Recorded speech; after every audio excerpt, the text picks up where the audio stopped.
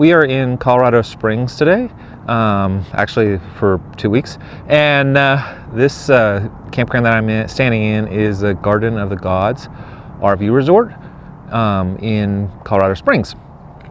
So if you don't know us, we travel around the United States in our camper, which is behind me, and we move around about every 2 weeks. So we are here in Colorado Springs for 2 weeks.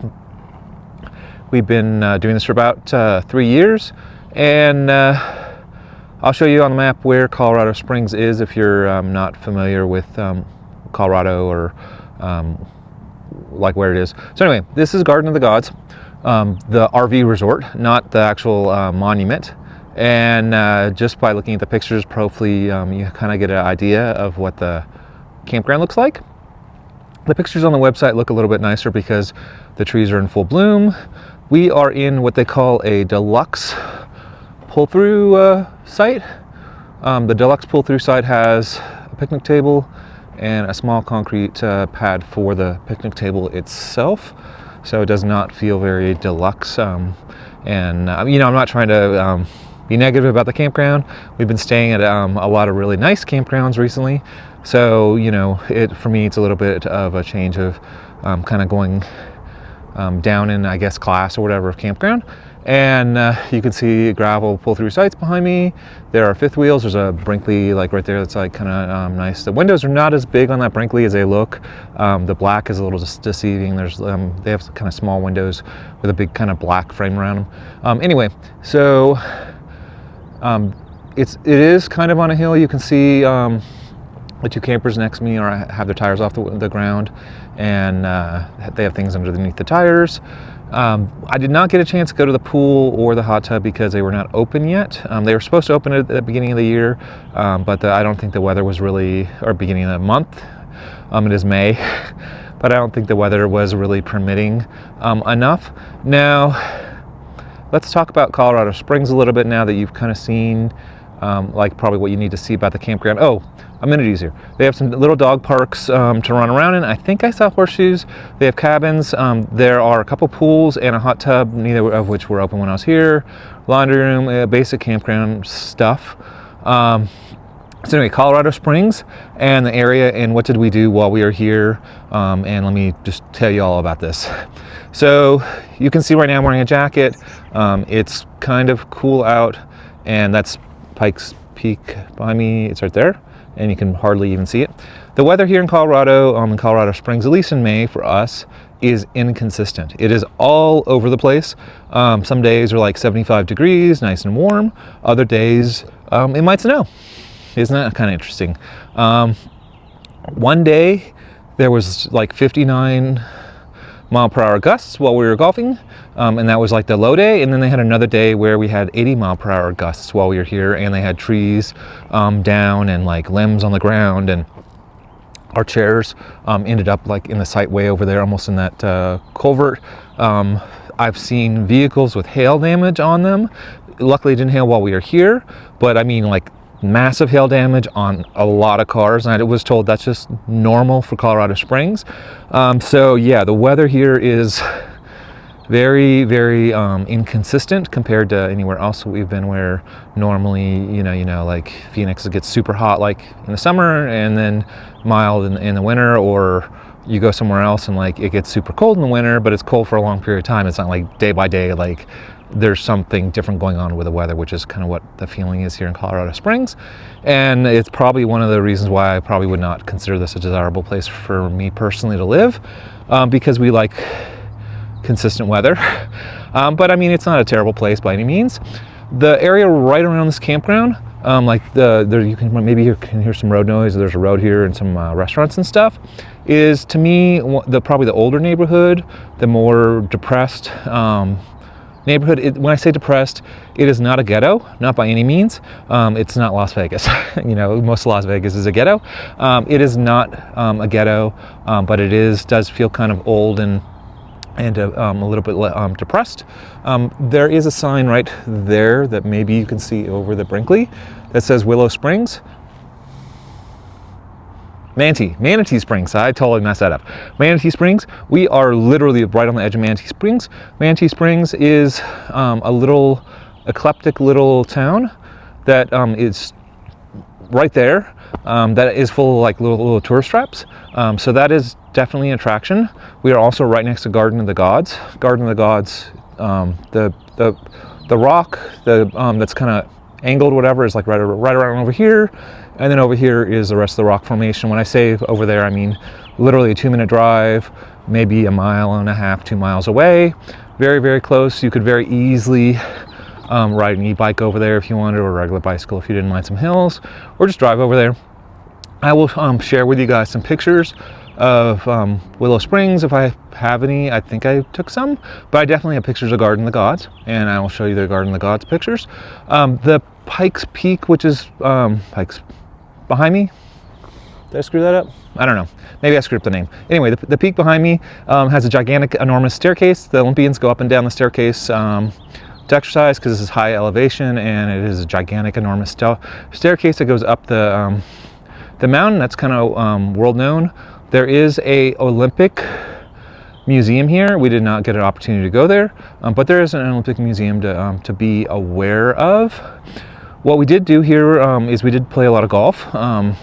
We went to the Patty Ross golf course, Patty something or other golf course, and it is a municipal golf course, very flat, very kind of normal, not very scenic, because it's a city golf course that's public. They have some nicer golf courses here that are like private and stuff, but I did not opt to go to anywhere super fancy. So we can share with you guys some pictures of that golf course if you're interested in golf.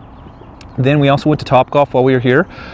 If you want to talk about Colorado Springs for a second or two, Colorado Springs to me is like the stepchild. It's a big city, but it's not like a gigantic city. And I use the word stepchild very much because it's similar to like Louisville, Kentucky, where there's another city right near it, and in Louisville's case it's Cincinnati, that has all of the amenities. And the city that I'm talking about that's here would be Denver. So we're like an hour from Denver. I wanted to run by like a golf store, like a Golf Galaxy or a PGA Tour store. I looked, the nearest one was in Denver, of course. Where's the nearest sports teams, you know, like where would the Denver Broncos be? Probably in Denver, right? So it's a stepchild city. It has a lot of amenities, like it has Best Buys and Home Depots, like it has multiple probably Best Buys and multiple Home Depots. It has lots and lots of box stores. But the specialty box stores and the specialty, like you want to go see Taylor Swift in concert or whatever, it's all up in Denver. You know, so to me, if I was to like live in a city and settle down or whatever, I think we would probably settle down somewhere smaller than Colorado Springs, with the hope that it would be in proximity of a big city to get to. And the one that I keep pointing out to everybody is Fountain Hills in Scottsdale. They're on the edge of Phoenix.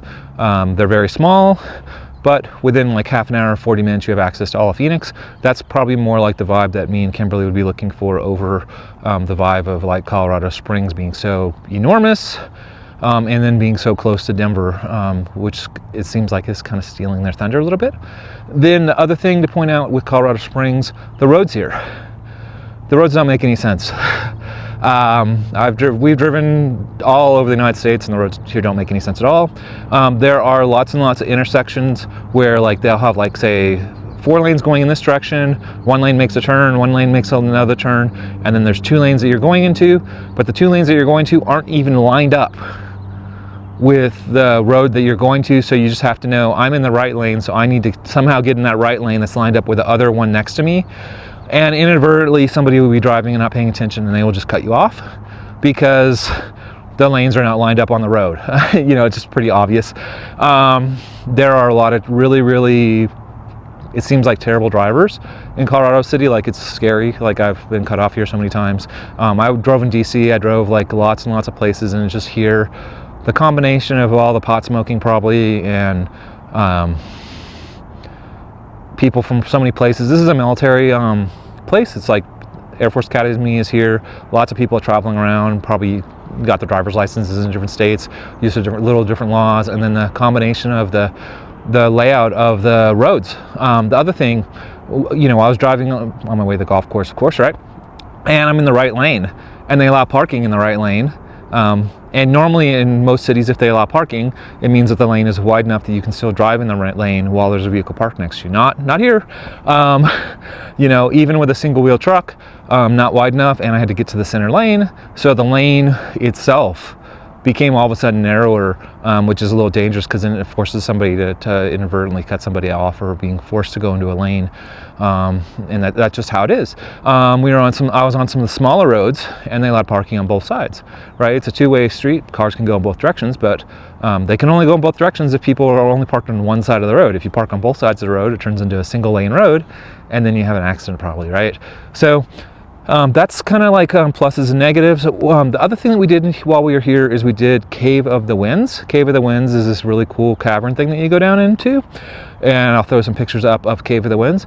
Just be aware on Cave of the Winds, it is not a flat surface. You spend, I want to say, like 45 minutes underground, and the ground is like all leveled like this. They don't want you touching the edges of the cave because it would hurt the cave, but at the same time you're getting a calf workout because you're either leaning forward or leaning back, and for a lot of people, if they're not used to doing a lot of hiking and kind of calf exercises, it can be very tiresome, and you can, even I was like pretty tired. My back was a little tweaked up a little bit from being in Cave of the Winds, so just be aware of that. The Cave of the Winds also has a bunch of other little activities outside of it, and I'll just like share with you some pictures and stuff. But like I was saying, I mean, I'm not saying avoid Colorado Springs. I'm not saying like it's terrible. It's good in its own right, but it's probably not up the place that we would retire to.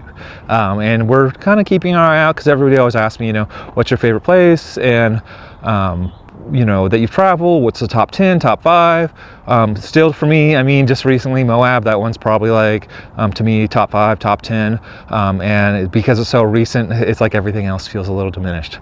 So anyway, hopefully this little overview, Colorado Springs and Garden of the Gods, helps you out. Oh, also we did a train ride, or we're about to, unfortunately we haven't done it yet, up to Grand,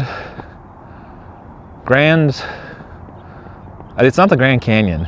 I'll share with you some pictures. I'll just throw them up or whatever at the end of this video, and you can see the train ride that we did on Mother's Day, up to somewhere to be determined, I guess. So hopefully this is helpful. Thank you.